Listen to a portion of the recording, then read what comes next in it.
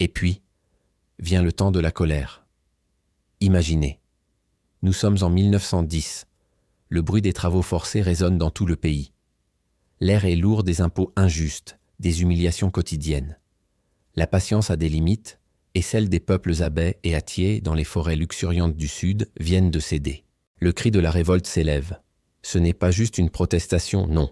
C'est un soulèvement. Les villages, autrefois divisés par la politique coloniale, s'unissent.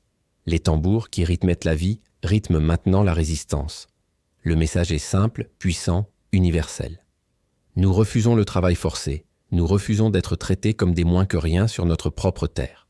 Pendant des mois, la Côte d'Ivoire devient un véritable champ de bataille. Les rebelles, armés de leur courage et d'une connaissance intime de la forêt, tiennent tête à l'une des plus grandes puissances mondiales. Ils organisent des embuscades, ils sabotent les infrastructures coloniales, ils se battent avec la fureur de ceux qui n'ont plus rien à perdre. Pour eux, chaque jour de résistance est une victoire contre l'oppression. Mais la réponse coloniale est d'une brutalité inouïe. L'administration ne cherche pas à comprendre, elle cherche à écraser. La violence se déchaîne.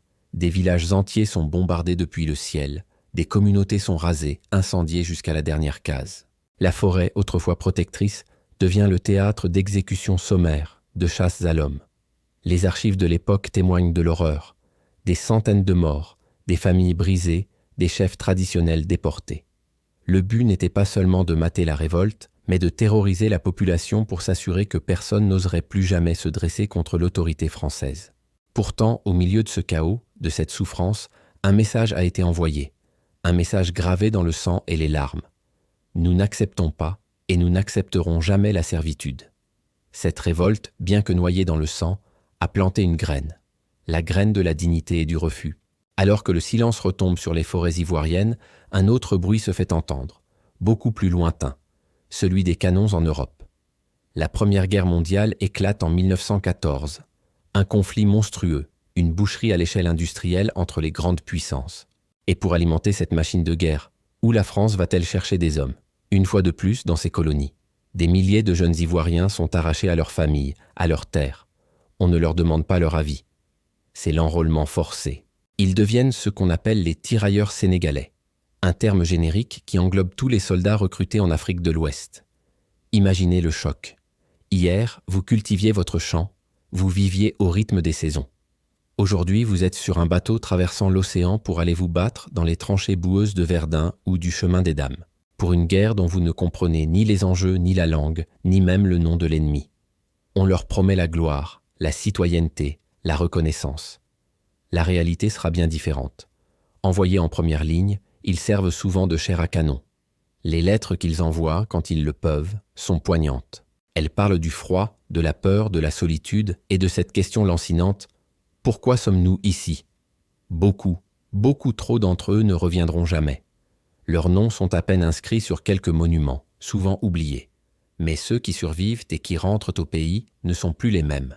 Ils ont vu l'homme blanc mourir de la même manière qu'un homme noir. Ils ont vu la fragilité de cet empire qui leur paraissait invincible. Ils ont combattu au nom de la liberté, de l'égalité et de la fraternité, et à leur retour, on leur refuse ces mêmes droits. Une colère sourde, une rage profonde grandit en eux. Ils ont appris à se battre, à s'organiser, à survivre. Ils ont compris que la liberté ne se demande pas poliment, elle ne s'attend pas comme un cadeau. Elle se prend. Ces révoltes écrasées, ces soldats sacrifiés, tout cela aurait pu tomber dans l'oubli. Mais l'histoire ne fonctionne pas comme ça. Chaque acte de défi, chaque cri de douleur, chaque sacrifice devient une brique dans la construction d'une conscience nationale. Ces événements, aussi tragiques soient-ils, ont forgé une identité. Ce ne sont plus seulement des abbés, des atiers, des baoulés ou des dioula qui souffrent. C'est un peuple qui commence à se reconnaître dans une souffrance commune.